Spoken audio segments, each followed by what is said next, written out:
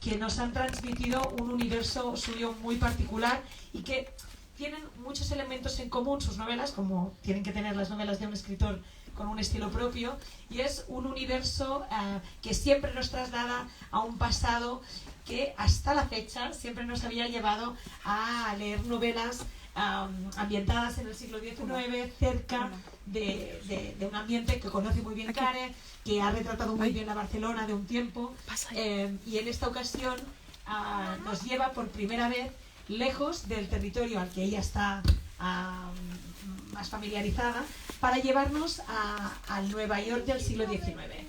Y bueno, no seré yo quien nos cuente el por qué nos lleva hasta allí, pero sí que os puedo decir que desde conozco a Care, que ya hace bastantes años, conozco su pasión por esta ciudad. Y sé que viaja allí siempre que puede. Y bueno, en un momento de su vida se le cruzó una historia que no pudo, que la arrebató y que le llamó muchísima la atención, que tiene esta cubierta maravillosa con la que hemos ilustrado, ¿no? Que es este Nueva York en plena efervescencia, y con estos pájaros que son unos estorninos que nos contará luego Care y nos explicará qué papel tienen importante en esta historia.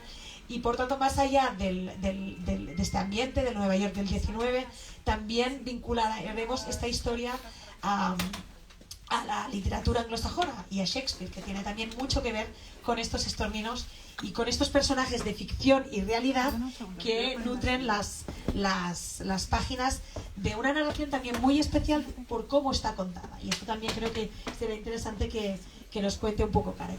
Para acompañar esta magnífica tarde tenemos a un conversador de excepción, como es el escritor Andrés y muy amigo Andrés Tratiello. Muchísimas gracias, Andrés, por acompañar a Care y presentar el libro, su novela, esta tarde.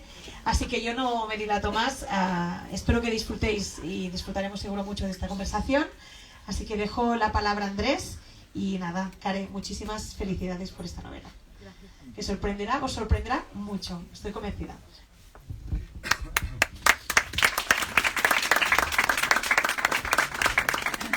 Muchísimas gracias, Ana. Es editora también mía, nos conocemos muy bien desde hace mucho. Con Care y con ella compartimos el jurado del Nadal desde hace muchos años, y bueno, cuando me pidieron ambas presentar esta novela, yo realmente no sabía qué novela era esta. Se sabía quién era Care, obviamente, como novelista, pero no tenía ni idea de la novela, ni siquiera lo supe hasta antes de ayer. Ayer empecé por la tarde a leerla, el sábado, y el domingo la terminé, y me entré en la novela sin conocer nada más que era una novela de pájaros, porque ella no me había dicho nada sobre la novela. La novela es oportunísima. Yo iba a decir una cosa, pero no quiero que se me malinterprete, porque luego esto, además, como lo grabáis, es un horror. Es una novela muy buena, no parece española. Y eso, pero ni en el tono, ni en el tema, ni siquiera en la manera de contarlo. Es una novela, en efecto, primero porque el tema es un tema muy alejado de lo español, es un tema más bien anglosajón. El tono también es como tributo de Care de todo lo que ha leído en esa literatura, es decir, tienes la sensación de que estás leyendo pues una historia de Henry James o un relato de Poe, porque hay cierto misterio también. Es mucho más es más amable que Poe y más amable que Henry James, pero tienes la sensación de que esto no es de nuestra tradición literaria, sino que es de otra tradición. Por otro lado, cuando yo lo estaba leyendo, veo que no lo habrás hecho con esa intención, pero es una novela oportunísima, porque sale en el momento de la ley de protección animal, esa que quieren aprobar. Pues yo no sé si te la van a aprobar esta ley. Esta ley no se la van a aprobar, pero la novela no lo sé, porque, claro, habla de estorninos y habla de una sociedad de aclimatación, que justamente es todo lo que hoy se persigue en todo el mundo, con y sin razón, porque la cultura, es decir, la naturaleza están en constante pugna, y por tanto todo lo que llamamos ahora natural, muchas de las cosas que llamamos natural, no son sino fruto de la cultura. Es decir, todo Bravo pues es naturaleza, pero también es cultura. Los pájaros, la mayor parte de los pájaros, la mayor parte de los animales, el caballo, pues, y la domesticación ha hecho que la cultura, que una cierta naturaleza sea de otra manera cuando pasa por la cultura. Esta novela va de pájaros. Ahora, yo no sé si los pájaros están contenidos en la ley, excepto las gallinas. Las gallinas están en la ley, están muy protegidas porque, como saben ustedes, no permiten ya gallinas estabuladas, digamos, en jaulas, y se quieren gallinas libres. Pero vamos, yo no sé si los pájaros... Bueno, primero no sé si las gallinas son aves. ¿Son aves porque no vuelan? Pues no, a medias. Bueno, en cambio, no sé si los pájaros están considerados mascotas. Y probablemente si la ley esta fuera un poco más estricta, pues en fin, a alguien se le ocurrirá que a lo mejor se considera un delito tener a un pájaro dentro de una jaula, con lo cual van a matar a todas las viejecillas que tienen solo compañía su canario o su... O sea que todo esto es un equilibrio muy, muy grande el que hay que hacer con la naturaleza. Bueno, lo que es más bonito de la novela toda, bueno, no es una novela. Bueno, yo tengo mis dudas. Es una novela y no es una novela. Es una novela que, como pasa siempre, y es lo más complicado de este género, cuando o sea, los escritores, los novelistas, a veces cogen personajes reales que llevan a la ficción. Y esto es muy complicado, porque no siempre está legitimado hacer eso. Sobre todo cuando son personajes reales reconocibles. ¿Qué pasa? Que los personajes de esta novela son personajes oscuros. Y por tanto, cuando tú hablas de ellos, tampoco les modificas mucho su vida. En ese sentido, eres muy respetuosa con aquello que has conocido. Ya has novelado, creo que en algún momento lo dices en la novela, dices, bueno, esto lo voy a dejar este personaje porque este pertenece a la ficción. Es decir, en lo que es de la historia le damos lo que es la historia, y lo que es ficción le damos lo que es ficción. El que mejor, digamos, el primero que hace esto de una manera muy consciente, como saben ustedes absolutamente bien, es Tolstói, cuando él deslinda entre lo que son los personajes históricos en Guerra y Paz y los que son personajes de ficción, pero que hace convivir, y eso ya es un poco, digamos, una cierta anomalía, a personajes de ficción con personajes reales. Bueno, esta historia, que no sé si es una novela, tiene una parte de novela y tiene una parte de historia, están mezcladas los dos. Yo no sé si todo lo que cuentas de los estorninos es verdad, parece que es verdad. Es decir, y esa es la parte, bueno, yo diré que como voy leyendo las novelas, nunca empiezo por el final. Si hubiera empezado por el final, me hubiera enterado desde el principio de que la historia que cuentas es una historia real. Y te hubiera dado las gracias además porque me metes en los agradecimientos muy generosamente, pero yo no sabía al principio cuando lo leía si era ficción o realidad. Por tanto, he leído todo el libro hasta que ya me di cuenta, en fin, soy un lector malo, pero no tan malo. Ya llega un momento y dices, bueno, esto no se lo puede estar inventando Care, porque hay cosas, por ejemplo, todo lo que es referente a Shakespeare. La historia, el resumen, si yo tuviera que ser una de las personas que hiciera el resumen de esta novela muy brevemente, es algo así como personajes reales muy amantes de Shakespeare, muy amantes de los pájaros, encuentran que el pájaro más citado en las obras de Shakespeare son los estorninos, pero no hay estorninos en Estados Unidos. Eso es verdad, no había estorninos en Estados Unidos. Es una especie europea. Sí. Bueno, no había estorninos. Hay un caso parecido, que, como sabrás, muy parecido, de alguien que trata de aclimatar ruiseñores en Chile y no lo consigue, que es Vicente Huidobro. Y digamos, ese sueño lo tienen normalmente los poetas. También tuvo un poeta andaluz, Fernando Villalón, el propósito de hacer toros, dice la gente, con ojos verdes. No era exactamente así, era toros con los cuernos verdes, de color bronce. Y eso era cierto, que quería a base de cruces, hacer una casta nueva de toros. Digamos que los poetas están muy locos. Y el protagonista, son varios los protagonistas de la novela, eso es también bonito, son pocos personajes, muy bien tratados, muy bien estudiados y muy fáciles de seguir en ese sentido, están muy bien pintados desde el principio. Bueno, estos pocos personajes que son shakespearianos, amantes de Shakespeare y amantes de los pájaros, traen en algún momento los estorninos a Inglaterra, cogen estorninos y se los llevan a Estados Unidos. Esto ocasionará, y aquí ya no desvelo, en fin, cambiará la vida de los Estados Unidos, o por lo menos de unos cuantos, desgraciadamente, además. Es decir, pero eso es parte ya también de la realidad. Bueno, la ficción, ¿cómo funciona aquí? Pues la ficción funciona como debe funcionar, que es que nunca sabes. La novela es un campo idóneo de la indecidibilidad, no de lo indecible, sino lo indecidible. No sabes nunca si aquello que te están contando es real o no, no puedes decidirlo.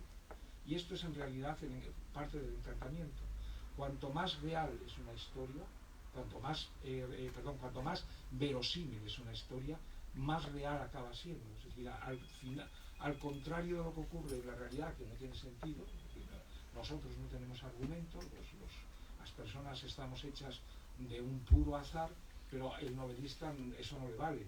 Entonces el novelista tiene que ordenar ese sinsentido, que es un poco la historia en bruto, que tú encuentras, me parece que es en Strand, donde tú encuentras el libro de Los pájaros de Shakespeare, encuentras esos personajes y con eso con esos personajes a los que tú te ajustas, introduces otros, muy pocos, y aquellos que te encuentras de los que no sabes nada, pues les otorgas una cierta personalidad. Esto es importante hacerlo con cuidado. Por eso te digo que no es una novela muy española, o sea, en el sentido que los españoles entran en la historia como un elefante en la cacharrería. Yo creo que en esta, no me importa contar otra vez, porque yo tengo en mi vida 3 o 4 anécdotas solas, las voy contando, pero esta es muy importante y muy incumbente, que es el efecto Umbral.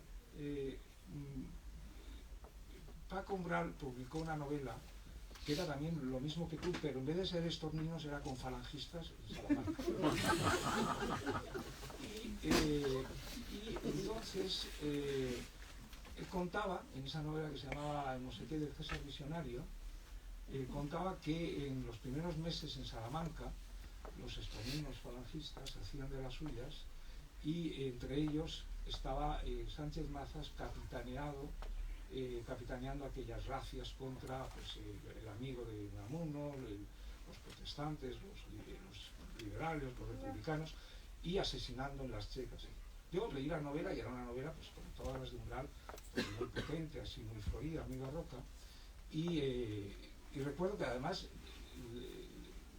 lo vi en la única ocasión en la que yo estaba en el Palacio del Pardo, que había sido la residencia de Franco, porque daban el Ministerio de Cultura un 23 de abril, lo celebraban ahí, y yo solamente iba a 23 de abril en mi vida, que es uno por conocer el Palacio de la Zarzuela, otro por conocer el Palacio del Pardo y otro por conocer el Palacio Real. Nunca más he vuelto, porque si mañana llevan a otro palacio que no conozco, iré, que en ese sentido soy curioso. Bueno, y estábamos nada menos que en el Palacio del Pardo, hablando de falangistas estorninos de Salamanca, y yo le dije a Paco, me había mandado la novela, ahora te digo la novela, sí, Paco, fenomenal. Digo, oye, pero yo encuentro que hay un pequeño problema, y es que tú cuentas que en Salamanca, en el año 36, en octubre, está Rafael Sánchez Mazas paseando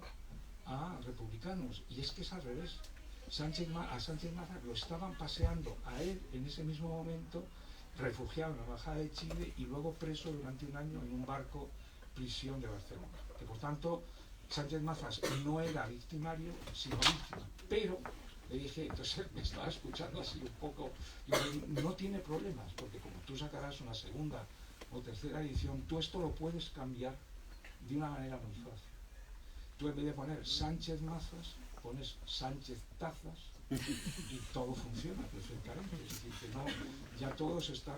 Y entonces Paco queda muy así, se queda pensando un rato, un rato quiere decir, en particular un rato eran 3 segundos, y dice, no me convence, porque entonces el efecto Sánchez Mazas se jode. Hombre, sí, ese efecto se echa a perder. Bueno, tú en ese sentido eres muy delicada, es decir, porque a los personajes históricos, supongo, que tú tratas, si ellos volvieran a la vida y volvieran tu novela, ninguno se vería con desagrado, porque están hechos, no dices de ninguno cosas escandalosas, no dices ninguno de cosas antipáticas, al contrario, estás buscando siempre el lado más humano de todos ellos, y esto es importante, es decir, porque la realidad no se debe traicionar de esta manera oportunista o de esta manera, en fin, ventajosa, ¿no? Y bueno, con esto ya no les quiero aburrir más. La novela o la historia o la crónica de esto que se va mezclando con algunas historias del momento,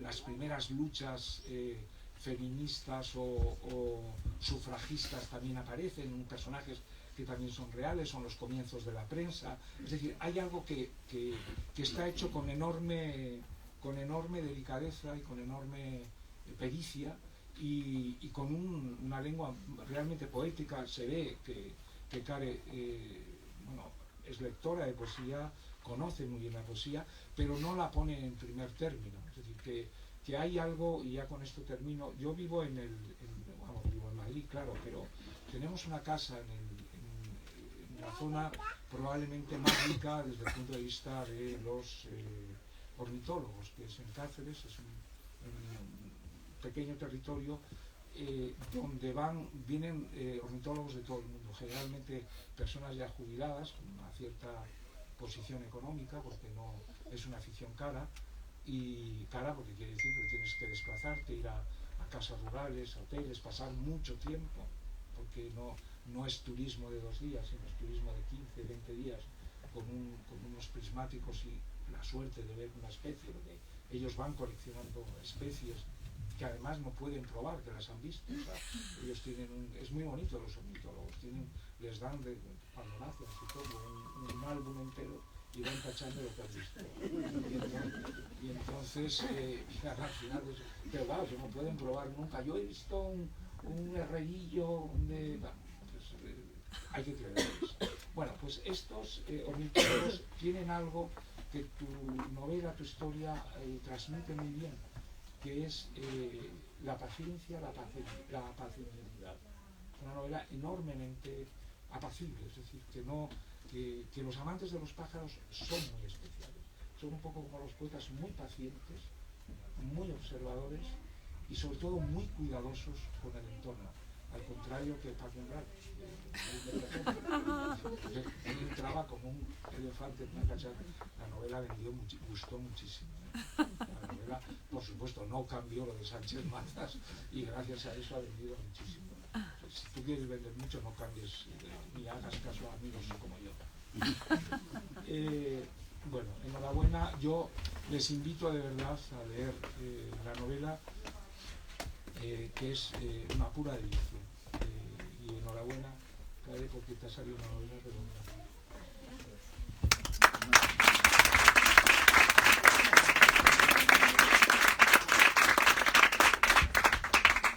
Bueno, qué cosas más raras tiene esto de la literatura, ¿eh? Estáis aquí personas que formáis parte de toda mi vida, algunos ya sabéis lo importantes que sois, otros sois nuevas adquisiciones, pero no por ello menos importantes. Con algunos llevamos un largo recorrido y eso incluye a mi editora y eso te incluye a ti, porque tú no lo sabes, porque yo esta confesión no te la he hecho nunca, pero tú llevas en mi vida, pues yo creo que unos 40 años, más o menos. Y qué cosas más extrañas, ¿no? La primera vez que me comuniqué con Andrés, comunicándome con Andrés, y no leyendo a Andrés en la soledad de mi casa, fue cuando el jurado del que él formaba parte me otorgó el premio Nadal. Y por supuesto corrí a escribirle a Andrés Trapiello, mi admirado Andrés Trapiello, y a decirle pues muchas gracias por haber confiado en mi novela y me contestó y me llevé una alegría inmensa. Y decía, ¿qué cosas más extrañas tiene el mundo de la literatura? Porque ahora estamos aquí sentados como si fuéramos iguales. ¿Qué cosas? Bueno, y te permite esto también, ¿no? Que alguien que ha sido un escritor a quien has admirado durante décadas, pues de pronto te esté presentando una novela ante tanta gente querida. Por cierto, muchas gracias por venir, por acompañarme esta tarde tan especial. Hacía mucho que no presentaba en Madrid. Madrid es una ciudad muy especial para mí. Algunos lo sabéis, soy madrileña consorte y me gusta presumir de ello. Y muchas gracias, Andrés, por acompañarme también. Bueno, os voy a contar algún secreto de este Schiffelin y de estos estorninos tan misteriosos. Me inquieta un poco, no sé si me inquieta más que no te parezca una novela o que los falangistas te parezcan como mis estorninos. No sé, pero... No, la historia está... Como la historia... Lo tienes que enchufar. No, Subirla ahí. Yo soy un lector muy ingenuo y yo me lo creo todo, ¿no? Entonces, cuando yo he leído el asunto, y a veces ocurre con la ficción que solo te la crees si es muy inverosímil. Yo hace poco escribí un artículo precisamente de eso. Nosotros mismos, como interlocutores, cuando queremos subrayar algo, decimos una frase que está hecha, no te lo vas a creer. Y empezamos con el relato con un no te lo vas a creer. Bueno, tu novela es un poco de que no te lo vas a creer, que esto es así. ¿Cómo no puede haber estorninos? Creo que tampoco había pardales o gorriones. Gorriones. Bueno, gorriones, pardales o gurriatos, como se llaman, ¿no? Bueno, no puedes pensar que algo que es tan común entre nosotros, igual que tampoco yo me creí, perdona, ya con esto te devuelvo la palabra, en la zona hasta donde yo hay unas cosas, unos pájaros maravillosos. Lástima que no canten bien, tienen un graznido espantoso, que se llaman rabilargos o rabúos, que solo hay en China, en Cáceres y unos pocos en Huelva. Y es un pájaro extraordinariamente bonito. Es un pájaro como oriental, en efecto tiene como un kimono azul y gris, lo que pasa es que tiene un graznido muy desagradable. Bueno, cuando a mí me dijeron que solamente había pájaros en China y en esto, pues alguien me lo dijo, no te lo vas a creer, esto pasa en China. Pues con tu novela, por eso es tan bonito de tu novela, porque todo el rato estás diciendo, te voy a contar una cosa que no te la vas a creer. Y eso es lo más bonito de esta novela, es un poco mágica. Bueno, yo sé que además que la relación de Andrés con los pájaros también viene de largo. Sí. Hay muchos pájaros en sus poemas, casi tantos como rosas, ¿eh? Bueno, por eso también le pregunté como autoridad en la materia que me recomendara bibliografía y por eso está con toda justicia en los agradecimientos. Yo puedo intervenir otra vez. Yo en mis diarios hay muchos pájaros en efecto y un crítico decía, que no lo voy a decir porque lo pobre ya no está entre nosotros, decía que había en mis libros muchas oropéndolas y entonces algunos de mis lectores, cuando quieren decir que son lectores fieles de mis diarios, siempre dicen entre ellos como una consigna que yo soy lector y no me salto ni una sola oropéndola. O sea, yo de tu libro no me he saltado ni un solo estornino. Y hay bastantes. Bueno, voy a contaros algún secreto de esto que apuntaba Andrés y apuntaba también Ana, el porqué, ¿no? Los cómo y los porqués de una novela, que siempre es lo que más nos interesa. Los porqués, por qué esta historia, por qué Nueva York, por qué me dio por ahí, qué atrevimiento, yo soy consciente que esto es un atrevimiento y que me escapo un poco de mi hábitat, ¿no? Para seguir con la parábola naturalista, aunque el siglo XIX también es bastante mi hábitat literario y ese no me lo he saltado. Bueno, a mí me gusta mucho Nueva York, apuntaba Ana al principio. Voy siempre que puedo, si puedo ir una vez al año intento cumplirlo. Hace muchos años que voy una vez al año, algunos años incluso he ido 2 o hasta 3 veces. Es una ciudad que me cura de todos los males del alma y a veces hasta de los del cuerpo también, y donde soy absolutamente feliz. Bueno, es una ciudad que para cualquiera con intereses culturales, ya sabéis, pues es el auténtico paraíso. Y siempre que voy, pues por supuesto me dedico mucho a mis dos pasiones, el teatro y las librerías. Las librerías neoyorquinas son una auténtica lujuria. Y hay una muy en particular que no me pierdo nunca y a la que siempre acudo, a veces varias veces, porque es una librería de esas que hay que dosificársela porque con una sola visita no te basta, y es la Strand de la calle 14 con Broadway, que es una librería, pues no sé, lo más parecido a un gran bazar que os podáis imaginar, donde hay libro nuevo, libro de viejo, libro de ocasión, varias plantas divididas por temáticas. Bueno, es inacabable, es inacabable.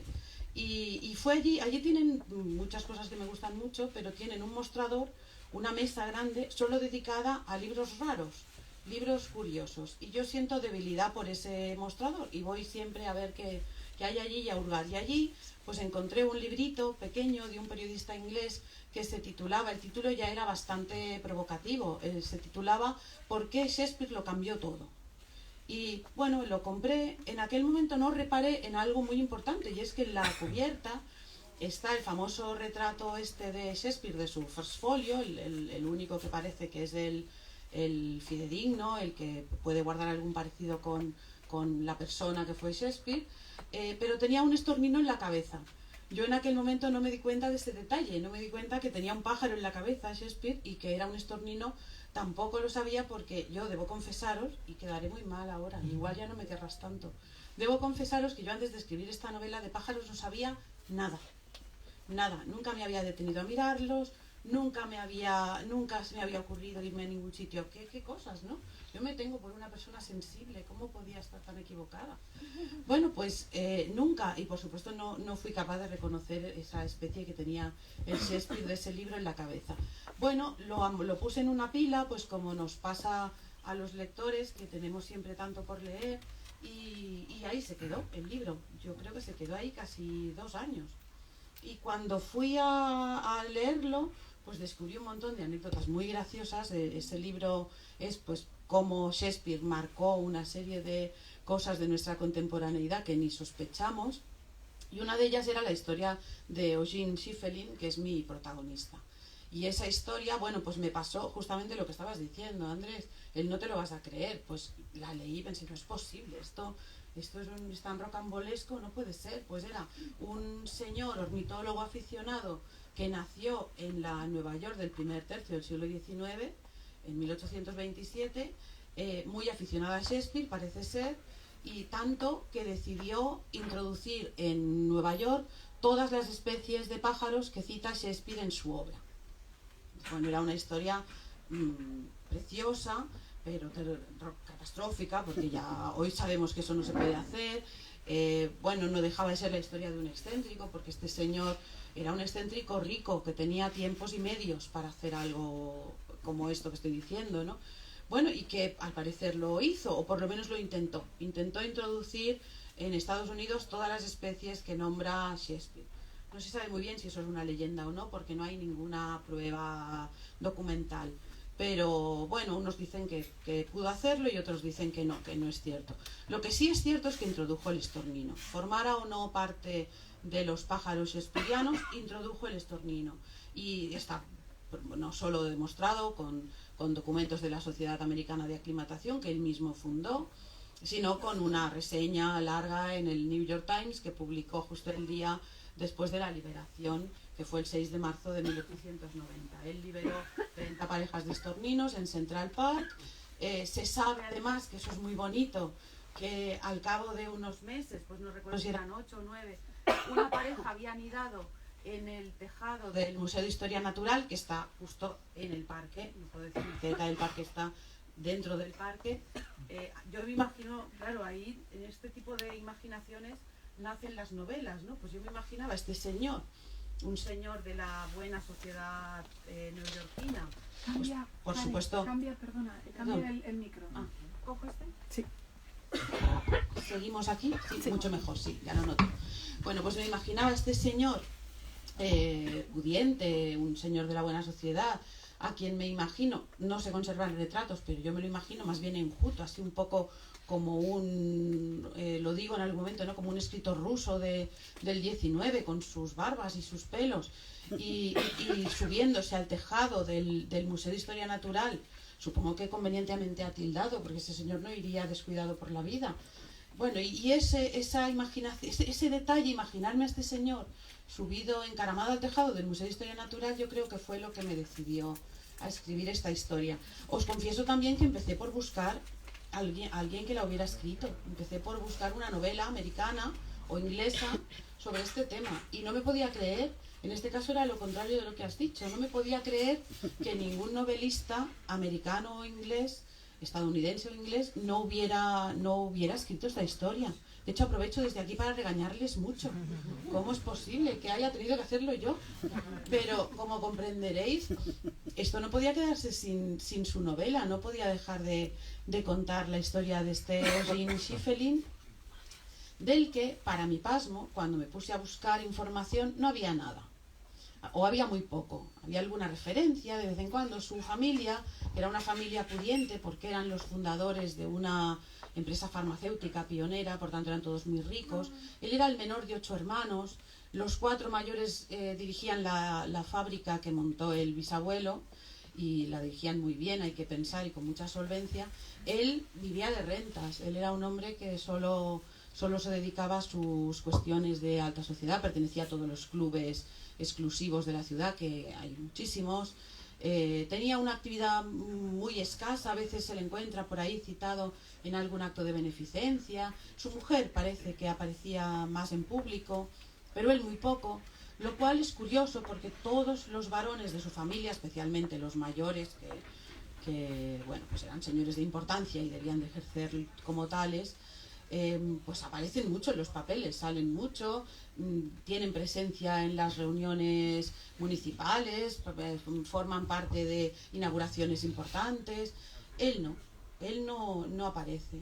Y a mí me dio por pensar, supongo que ante la carestía de información, que tal vez era un señor discreto, que no se sentía a gusto en esta primera línea, que igual incluso le incomodaba, ¿no? Era el menor de los hermanos, eso igual también le predispuso a una cierta discreción o pereza ante esos fastos sociales. Bueno, el caso es que había muy poca información. De hecho, la única vez en que se habla de él mucho en el New York Times fue cuando liberó los estorninos. Ahí sí que le dedican una columna, se habla bien de cómo fue. Y lo siguiente ya es la necrológica. La siguiente información que viene de él es la necrológica. Y la necrológica es muy curiosa porque se dice de él que liberó los estorninos y luego lo que cuentan es su linaje. Pues fue nieto, hijo, bisnieto. Cuentan las proezas de todos sus ancestros. Pero él parece que lo único que hizo en la vida fue esa ocurrencia descabellada de liberar a los estorninos en Central Park. Bueno, cuando te estás documentando, sobre todo si eres un alma curiosa como yo, pues te da mucha rabia no encontrar información. Claro, una busca para encontrar cosas, ¿no? Si no, ¿para qué busca? Y da mucha alegría encontrar aquello que estás buscando. Pero analizándolo con frialdad y con sentido práctico de novelista o de mujer, no sé de qué exactamente, pero analizándolo creo que es mejor no encontrar, porque no encontrar aquello que estás buscando o tener muy poca información del personaje en el que te estás fijando, en realidad te da permiso para novelar, ¿no? Te da una licencia que seguramente no tendrías si hubieras encontrado mucha información o si existiera mucha información. Hubo cosas muy divertidas, como siempre ocurre en estos procesos de documentación. Por ejemplo, contacté con la familia, pues que eran descendientes, no de esta rama, porque él no tuvo hijos, por eso se podía dedicar a cosas como los estorninos. Si hubiera tenido 3 hijos como yo, no hubiera podido importar estorninos de un continente a otro. Pero contacté con la familia, con algunos descendientes de otra rama, y me dijeron, pues mira, qué bien, porque hay un miembro de la familia, de la parte alemana de la familia, ellos eran alemanes de tercera generación. Hay un señor en Alemania que está elaborando una historia de los americanos de la familia, de esta gente que emigró con grandes dificultades y que consiguieron no solo abrirse caminos, sino convertirse en algunas de las personas más ricas de su tiempo, ¿no?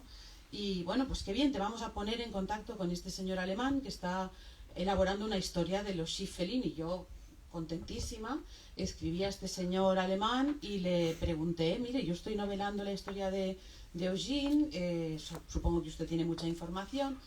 Bueno, me escribió un mail larguísimo con una cantidad de información donde nada era correcto. Toda la información que tenía estaba equivocada y además tenía muy poca, de manera que se dio la circunstancia curiosa de que terminé contándole yo a él quién era el pariente que le faltaba, porque yo en ese momento ya tenía mucha información de Eugene Schieffelin, había rastreado ya mucho de su vida, de dónde murió, la casa donde pasaba el verano, y terminé contándole yo a él todos estos detalles e informándole yo a él. Bueno, es una anécdota, pero suele ser bastante valorativa de lo que es un proceso de documentación, ¿no? Terminas sabiéndolo todo de una insignificancia en la que te has fijado, como esta, como la de este señor.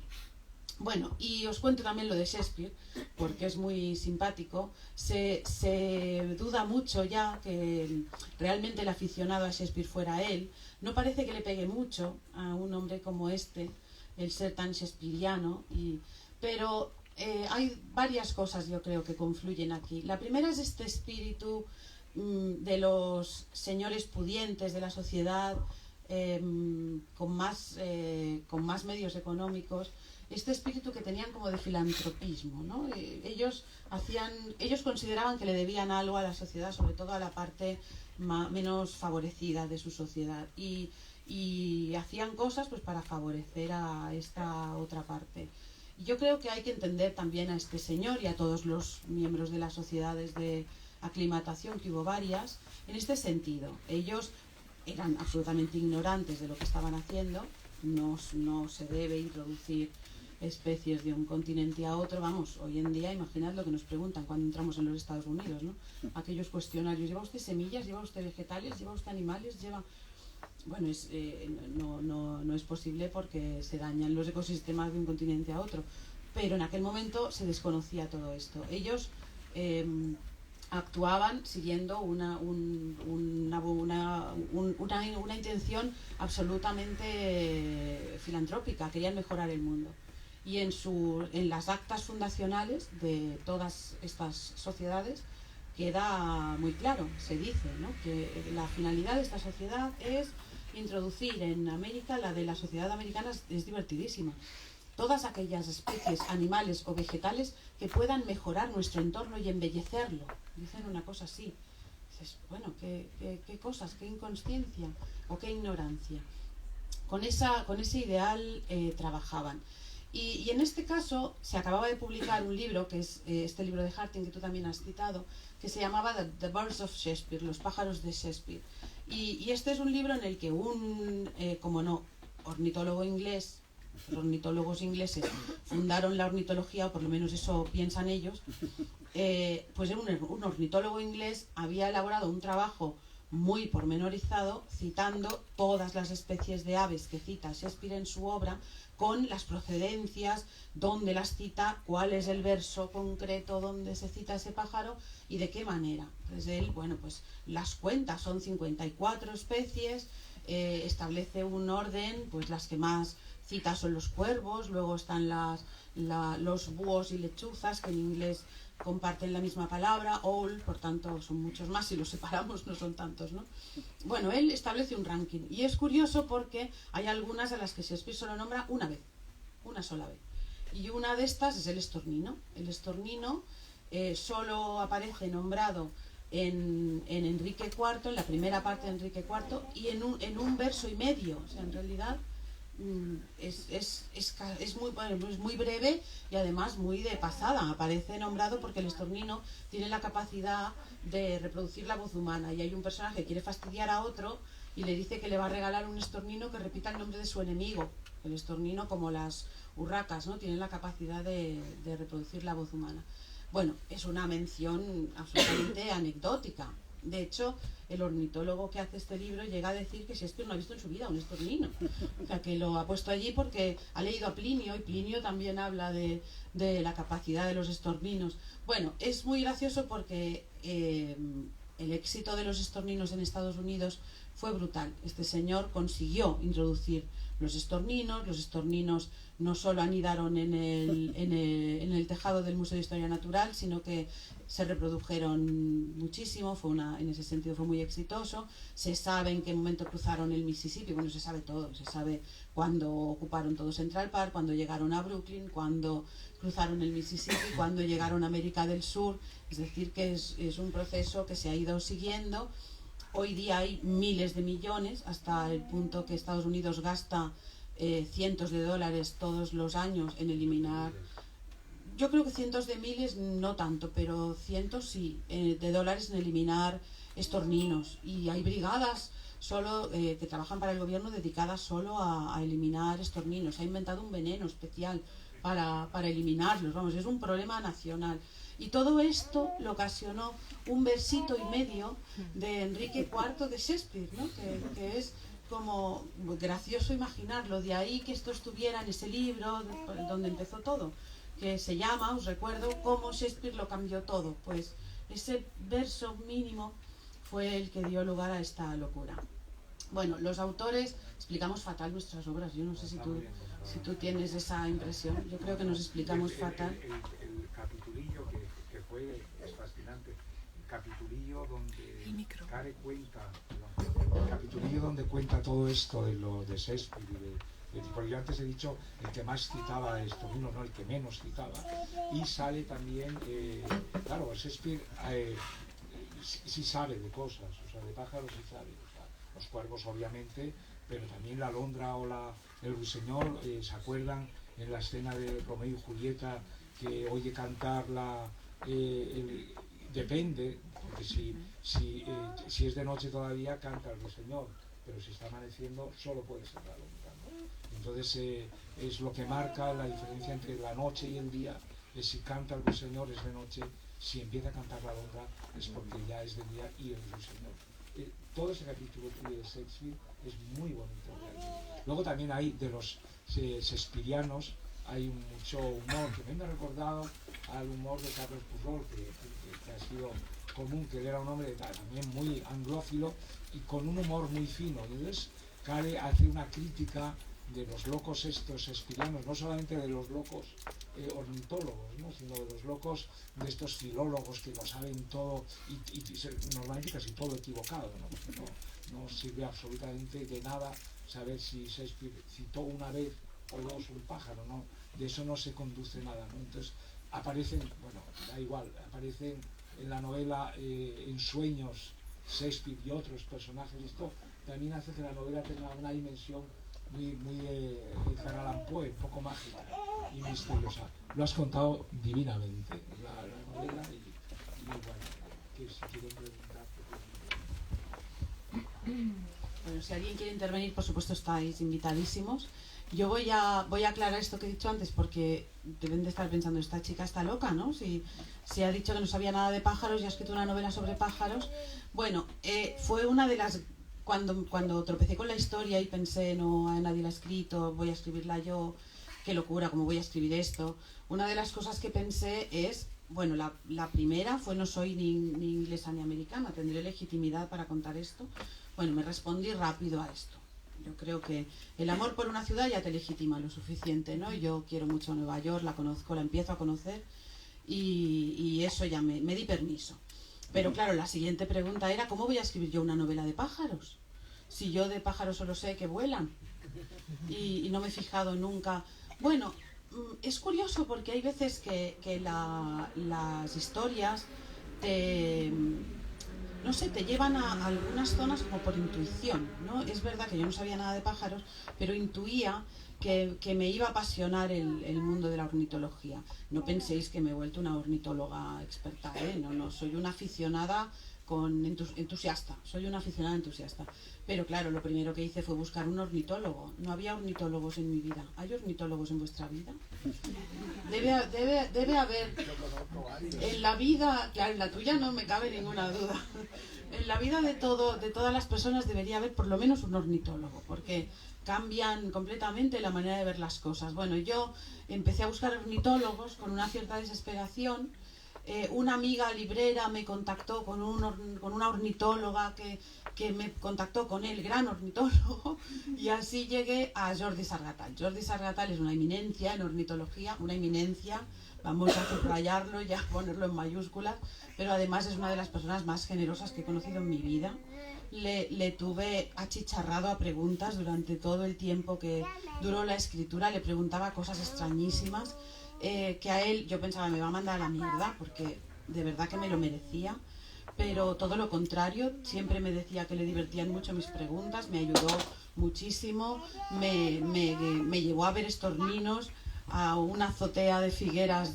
Es una de las cosas más bonitas que me han pasado en la vida, porque fue de lo primero que hice. Le dije, quiero escribir una novela sobre estorninos. Me dice, muy bien, ¿los has visto volar alguna vez? Dije, nunca. Pues ven. Y fui, y desde la azotea de su casa vi el vuelo, uno de estos vuelos que yo describo, que lo puedo describir con mucha propiedad porque lo vi desde la azotea de su casa. Un año en que había, porque este año parece que no hay, estoy desolada.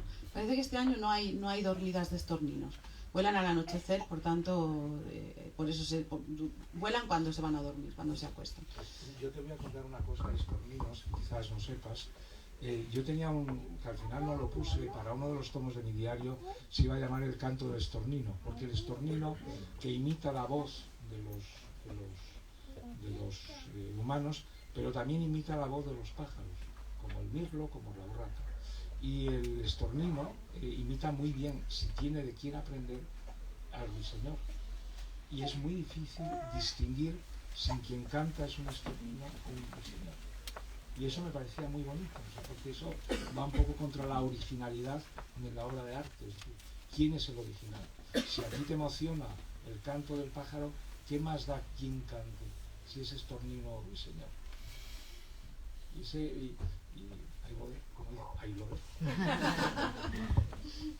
Los que yo he conocido no han tenido tratos con ruiseñores. No, porque no tiene, exactamente, pero si tuvieran un trato con un ruiseñor, aprenderían el canto. Los mirlos, por ejemplo, donde yo estoy, muchos mirlos y muchísimos ruiseñores, es muy difícil. Solo se distinguen en que la voz del mirlo, que tiene un pecho más fuerte, unos pulmones mayores, el canto es más fuerte. Pero el ruiseñor es una cosa, el ruiseñor es un pájaro de este tamaño. El micro, Andrés. El ruiseñor es un pájaro muy pequeñito, que además no se ve nunca, porque se llama lucina en el latín porque busca la sombra y es muy difícil ver. El estornino, en cambio, que tú no te has referido a ello, porque se han hecho famosos los estorninos en Estados Unidos. Eso te lo dejo a ti. Pero el ruiseñor es muy pequeñito y cuando canta es increíble porque parece que se va a estallar los pulmones. Es imposible que un pajarito, un animalito así, tenga esa voz potente y tan melodiosa, ¿no? Pero bueno, ahora cuenta por qué son famosos. Yo no he querido contar, y no debes contarlo, digamos, la parte más dramática de tu libro, es decir, lo que hace que el estornino, además en Estados Unidos, sea muy famoso. Eso que lo descubran ellos. Pero puedes contar qué hacen porque esto la gente a lo mejor no identifica al estornino hasta que no le cuentes los bailes de los estorninos. Claro, sí, eso es lo que estaba contando, que me llevó Jordi Sargatal a la azotea de su casa a ver ese baile de estorninos. No era excesivamente abundante. Quiero decir que puede haber incluso grupos de miles de ejemplares y son... Sí, los hay muy numerosos, sí. Y hay lugares a los que se puede acudir a ver bailes de estorninos. De hecho, os lo recomiendo. Buscad en internet donde tenéis un lugar próximo. No todos los años son igual de propicios, ni quiero decir que varían no solo los lugares, sino el momento del año. Pero seguro que podéis tener alguno cerca. Y es pues esas olas, y si no en internet. Andrés, me ha hecho mucha gracia porque todos los lectores que ha conocido esta novela hasta ahora corren a internet a buscar y enseguida, claro, y tú no, tú ibas leyendo pensando, ¿qué milonga me está contando esta mujer? Yo conozco todos los pájaros de los que hablo. Sí. Pero buscan a Eugene y buscan a Nelly Bly, a los personajes secundarios. Bueno, yo os recomiendo que busquéis bailes de estorninos en internet, aunque sea ese sucedáneo de una imagen en la pantalla, pero merece la pena verlos. Bueno, yo lo hice, fue el arranque de todo y a partir de ahí me decidí a contar esta historia. Sí quería hablar de la ficción, porque claro, llevamos mucho rato hablando de lo real y parece lo que tú decías al principio. Yo no sé si voy a atreverme a discutirte, bueno, sí me voy a atrever, qué narices, ya hoy me voy a atrever a todo, a discutirte que si es una novela o no. Yo creo que sí es una novela por muchas razones. Primero, porque aunque tenga una base real, personajes reales, una historia real, real pero con muchas lagunas, donde ha hecho falta novelar, contradecir, decidirse por una opción o por otra, hay mucha ficción también. En la ficción, cuando utilizas historias reales, yo suelo utilizar en mis novelas muchas historias reales y personajes reales, y los entremezclo con los inventados. Y la ficción en este caso acaba actuando como una especie de argamasa, pues es el nexo de unión, ¿no? Y a la vez es lo que te permite tomar personajes muy distintos y hacer que liguen. Eso solo lo puede conseguir la ficción. En este caso, pues el personaje de ficción es el único español de la novela, es un descendiente de españoles que se llama Daniel, que se pasa toda la novela diciendo que no es cubano, porque todo el mundo le toma por cubano cuando dice que se llama Rodríguez, y que ha nacido en la calle Fulton, y él se siente muy orgulloso de eso, porque todo el mundo le menosprecia cuando sabe que es hispano, ¿no? Y bueno, y este personaje es el que acaba uniendo a todos los personajes de la novela, tanto a los reales como a los ficticios. Y los reales, ya conocéis a Schiffelin, ya conocéis a los estorninos. Hay un personaje que a mí me encanta, que es Nelly Bly, la periodista, una mujer que fue pionera del periodismo de investigación y que aparece por ahí. Fue un torbellino realmente, Nelly Bly. Hay un libro muy bonito que publicó que se llama La Vuelta al Mundo en 72 días, porque ella le propuso a su editor en el New York World, que es donde trabajaba, le propuso batir el récord de Phileas Fogg en La Vuelta al Mundo de 80 días de Julio Verne. Y ya los avances técnicos habían llegado lo suficientemente lejos como para que ese recorrido a través del mundo se pudiera hacer. Ella calculaba que en 76 días. Y así lo planteó, quería irse de viaje alrededor del mundo.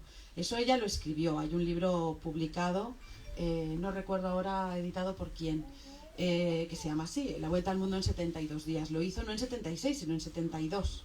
Y acabó demostrando, por supuesto, que era posible y que además podía hacerlo una mujer, que fue con el gran impedimento que encontró al proponerle la idea al editor. Le dijo, una mujer no puede hacer un viaje alrededor del mundo. Y ella dijo, ¿por qué no? Pues porque necesitan tantos baúles para llevarse ropa que no va a poder hacer las conexiones. Ella pretendía viajar con una maleta de mano, y el editor le dijo, no, esto es imposible, es usted una mujer, ¿no?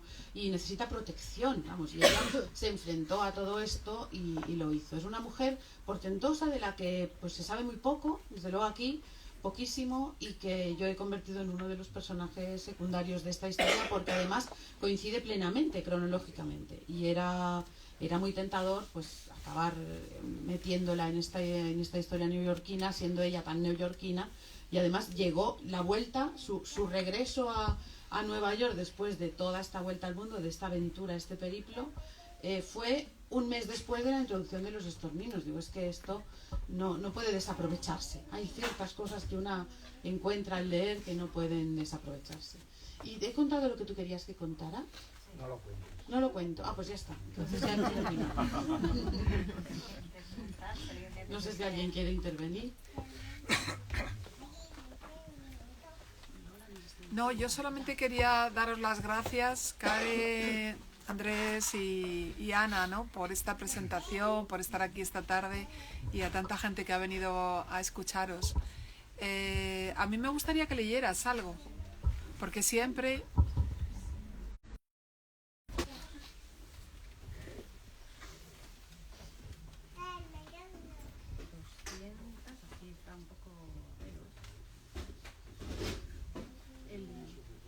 Pero Lola, esto es una encerrona total. Espera, es terrible porque nunca más encuentro nada en mis novelas. Y está ahí. Aunque sea la primera página. No, la primera página. No. Bueno, si no encuentro lo que busco, tendré que leer la primera página. Pero... Perfecto, caballero, la encontré. Lola, tu salud. El micro. Y gracias por todo, porque esta casa tuya es mi casa, así la siento. Es el capítulo que se llama Sociedad Americana de Aclimatación. Perfecto, caballeros. ¿Por dónde empezamos?